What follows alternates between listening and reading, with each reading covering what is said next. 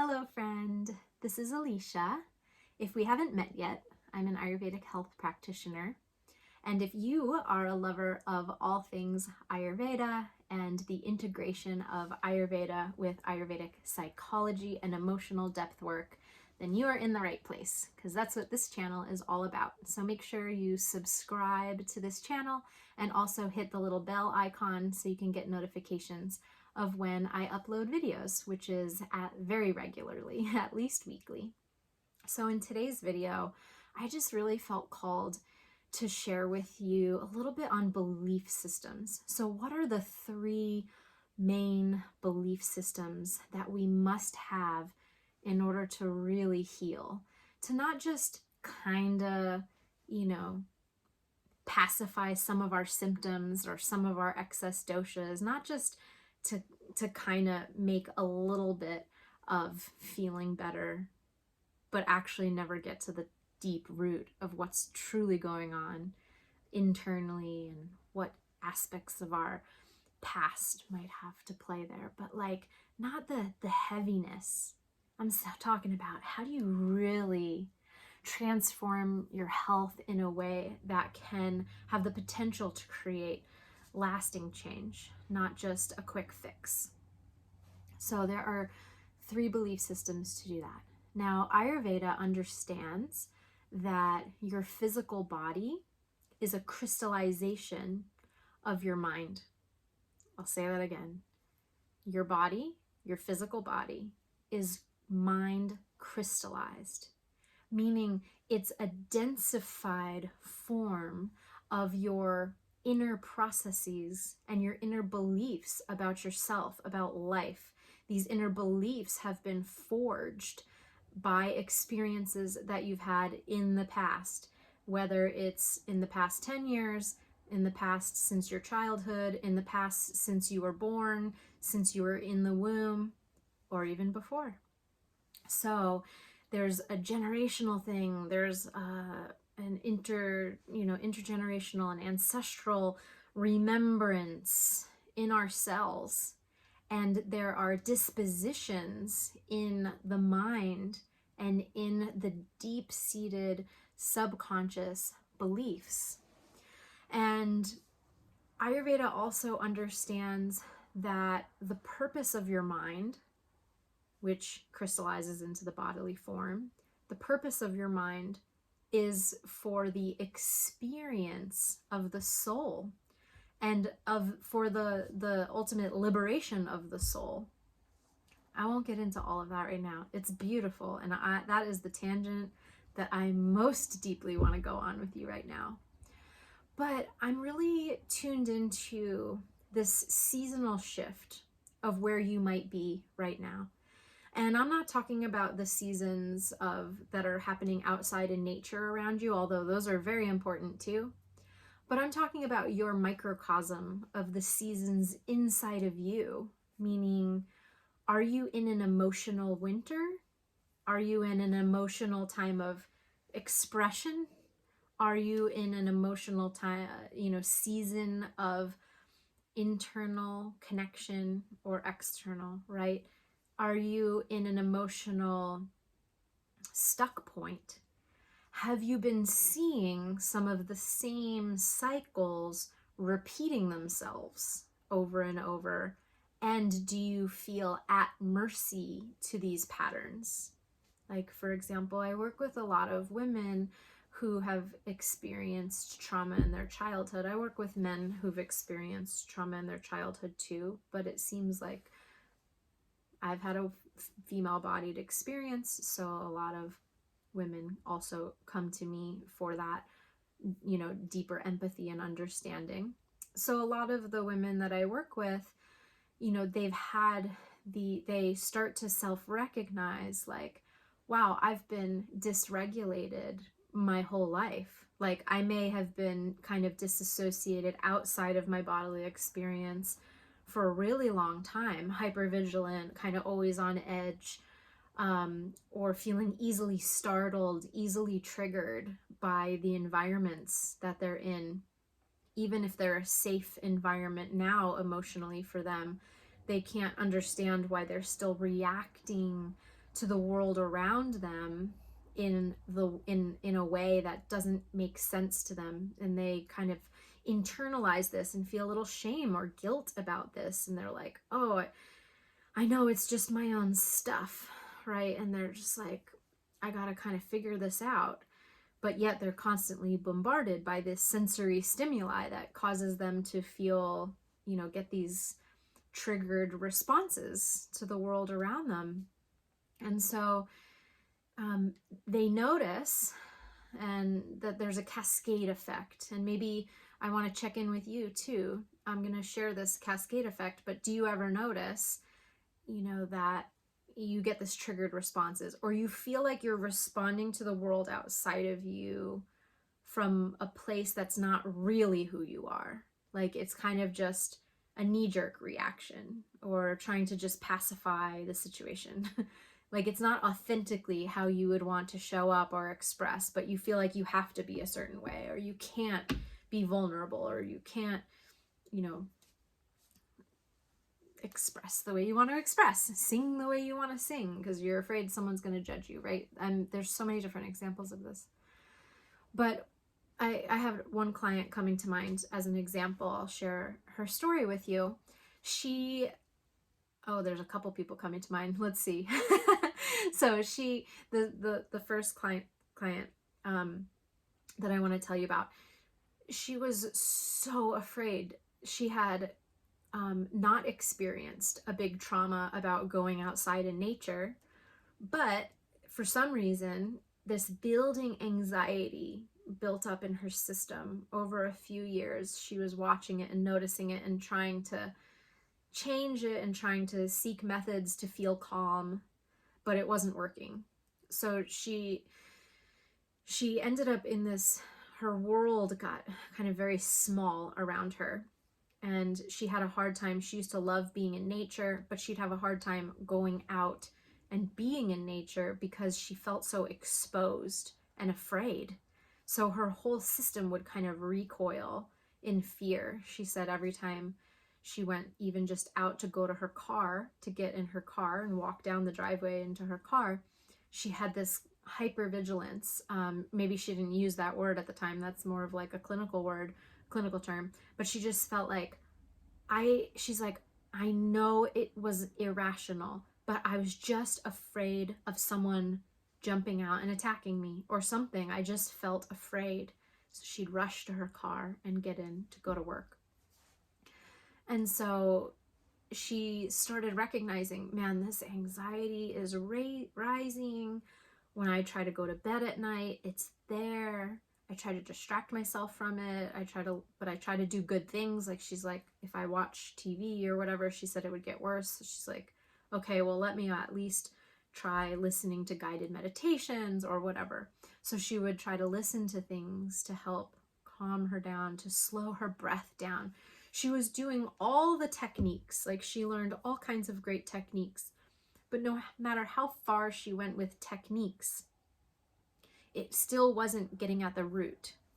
And then this is the cascade thing I was telling you. She came to me and she said, I notice that when this anxiousness comes, it turns into fear, and my whole body starts to feel tense, and then I can't digest my food.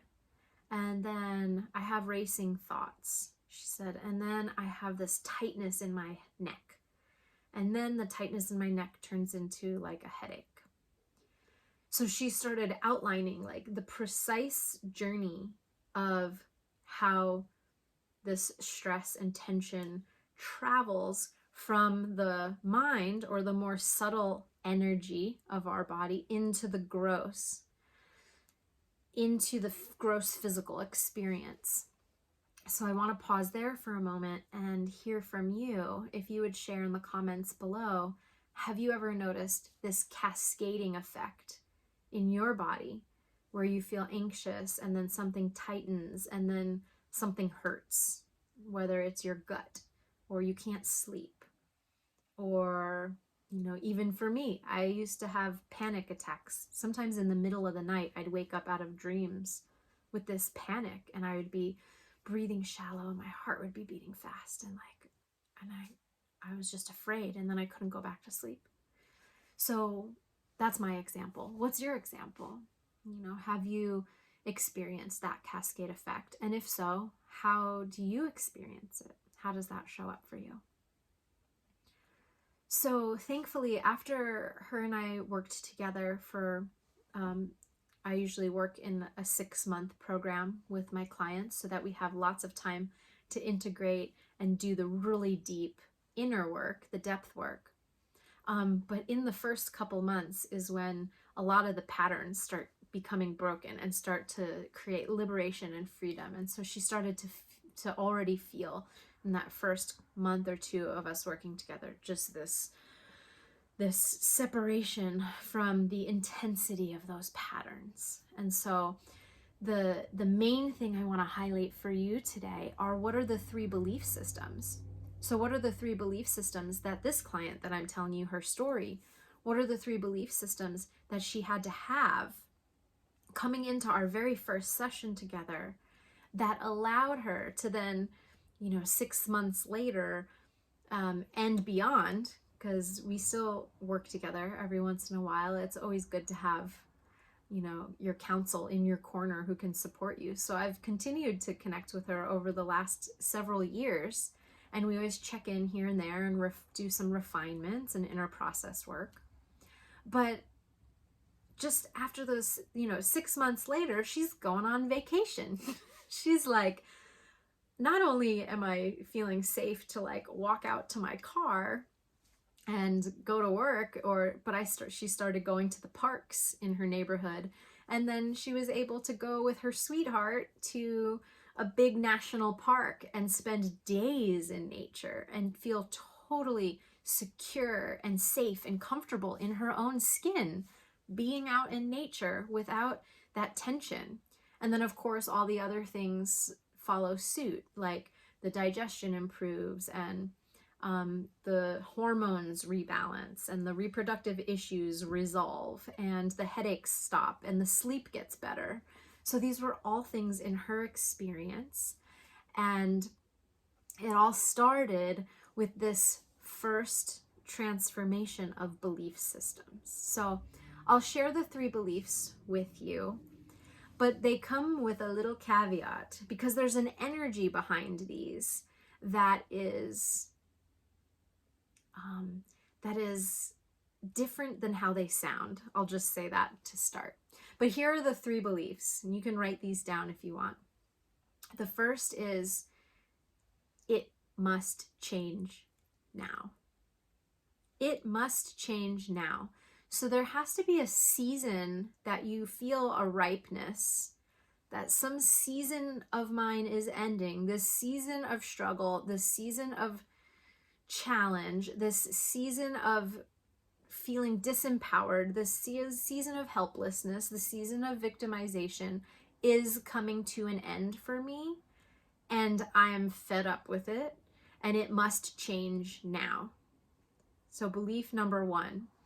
And I am not at all saying that there's anything wrong with that season. So that's the extra piece that I'm putting in here. So when I say it must change now, this isn't like an egoic, willful thing. It's an inner resolve of like, I am no longer willing to allow myself to indulge these patterns. They must shift. They must shift. I'm ready, right? Said differently, I'm ready. Belief number 2 is, I must change this now. So the first one was, it must change. The situation must change. Okay, season is coming to a close and a new horizon is dawning. But the second one is, I can no longer wait for someone else to fix me, do it for me. This is no longer about, the next shiny object that I need to grab, another tool, another technique, another superficial fix. This is about me. I'm the one I've been waiting for, so to speak. And again, this isn't an egoic thing in the sense of, sure, it's an ego thing, because your healthy ego needs to be like, I am the common denominator in my life situation. And so, yeah, that's important. But you're saying here, I take my power back. I must be the one to do it. And the third most important thing, most important belief is I can change it now. I can change it now. Now, this is just an inherent belief in the self. You might not know how to yet, but if you hold these three beliefs, you will definitely magnetize the right teachers, wisdom people, wise perspectives into your world, and then be open enough to listen to them, because you're like, oh, this is the guide I've been waiting for. And that's not a disempowering thing. And I talked about in another video, I think last week's video was all about making sure that the practitioners or teachers or guides that you reach out to are in alignment with your highest goals, particularly a goal being that their existence is meant to empower you, not to disempower you. So you're not over here saying, here, you do it for me. You're saying, you have wisdom for me. You have the wisdom for me, and I'm listening.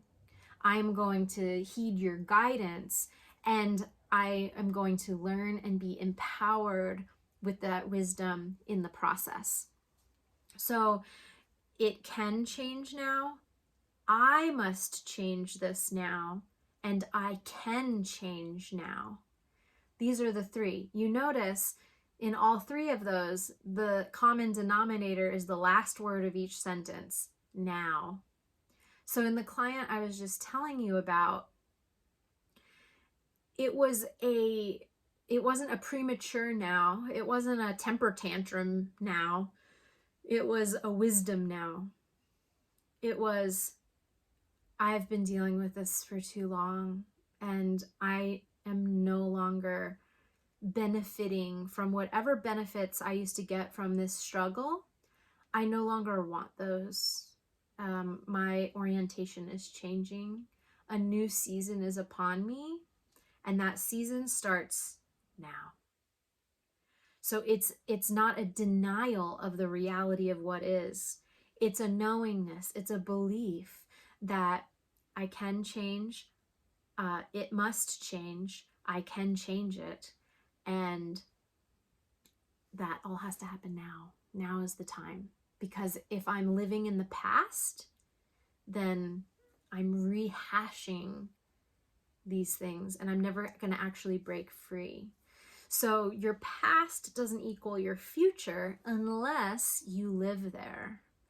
So please remember these three belief systems, or these three beliefs, and remember that this doesn't mean you have to do it alone, that there is guidance out there from wise mentors that are ready and willing to empower you, and